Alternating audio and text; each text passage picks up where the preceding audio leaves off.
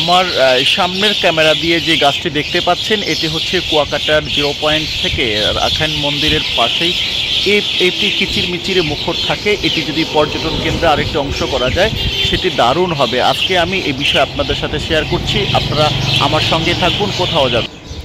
এটি একটি বটমূল, অর্থাৎ যে বটমূল ছায়া দেয় মানুষকে, সেই বটমূলের জন্ম হয়েছিল কুয়াকাটার রাখাইন মার্কেটের পিছনে 0 পয়েন্ট থেকে যদি পূর্ব দিকে মাত্র কয়েক কদম হেঁটে যায় তাহলে আপনি এই গাছটি দেখতে পারবেন।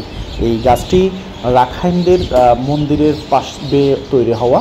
আজ থেকে 250 বছর পূর্বে এই গাছটির জন্ম হয়। পরবর্তী রাখাইন সম্প্রদায় এই জায়গায় তাদের ধর্মীয় কাজ এবং অন্য কাজ সম্পাদনা করার জন্য মূলত তারা এই গাছটিকে পাশে রেখেছিলেন। এখানে যে মন্দিরটি ছিল সেই মন্দিরের পাশ বেয়ে আস্তে আস্তে করে এই গাছটি তৈরি হয়েছে। এই গাছটিকে যদি আরাকান রাজ্যের থেকে যখন কুয়াকাটায় রাখাইনরা আসছিল তখন থেকেই তারা এই পাশে একটি মন্দির তৈরি করেছিল, যেই মন্দিরটি তারা বিভিন্ন ধরনের ধর্মীয় কাজ সম্পাদন করত রাখাইন সম্প্রদায়।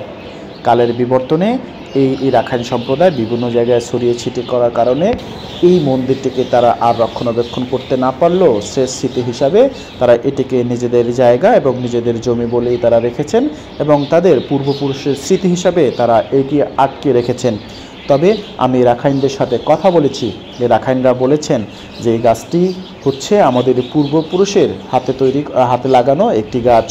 এই গাছের নিচেই রয়েছে একটি মন্দির, যে মন্দিরটি এই যে মন্দিরের যে গাছের গোড়া, এই গোড়াটি এই গাছটি 250 বছর তাদের তথ্য মতে এই গাছটি তৈরি হয়েছে, বয়স হয়েছে। এই গাছটির নিচে যদি সৌন্দর্য বর্ধন করা যায়, এই গাছটিকে যদি তাহলে সুন্দর আলো এবং বিভিন্ন ধরনের চেয়ারটা বসিয়ে করা যায়, তাহলে কুয়াকাটায় যে সকল লোকেরা হাঁটতে আসে, অর্থাৎ যারা দিনে আসে দিনে যায়, কোনো ধরনের হোটেলে রাখে না, তারা এই গাছটির নিচে বসে তারা একটু রেস্ট নিতে পারবেন। আমি রাখাইন সম্প্রদায়ের বিভিন্ন নেতাবৃন্দ তারপরে স্থানীয় মানুষদের সাথে কথা বলেছি, তারা যেমনটা জানিয়েছেন, তারা বলছেন যে এই গাছটাকে যদি সুন্দর মতো একটু পরিষ্কার পরিচ্ছন্ন, তারপর হচ্ছে লাইটিং, বসার জায়গা করে দেওয়া হয়, পাশে যদি একটি পানির ব্যবস্থা করে দেওয়া হয়, তাহলে তপ্ত রৌদ্র থাকবে যখন তারা এখানে বসতে পারবেন। এখানে কিচিরমিচির শব্দ পাওয়া যায়, পাখি ওড়ে, নিরিবিলি মধু গাছের পোকা রয়েছে, তারপর হচ্ছে কি সুন্দর যে ফুল ফল, ঠান্ডা। ভাই এসি একদম ফেল এই গাছের নিচে। আপনি কি মনে করবেন, যতগুলো আপনি হাঁপাইয়া যান না কেন, এই গাছের নিচে যাবেন, দেখবেন একদম আপনি শীতল হয়ে গেছেন। এটা গাছ অক্সিজেন করার কারণে, গাছ ছায়া দেওয়ার কারণে, এজন্য এই গাছ মানুষের চরম একদম কাছের বন্ধু। এত বন্ধু যা এই গাছের নিচে গেলেই আপনি অনুভব করবেন যে কি সুন্দর, কি পরিবেশে এই গাছটি আসলে ছায়া দিয়ে যাচ্ছে যুগের পর যুগ, বছরের পর বছর, তবুও যেন আমরা হুঁশ মেলে না।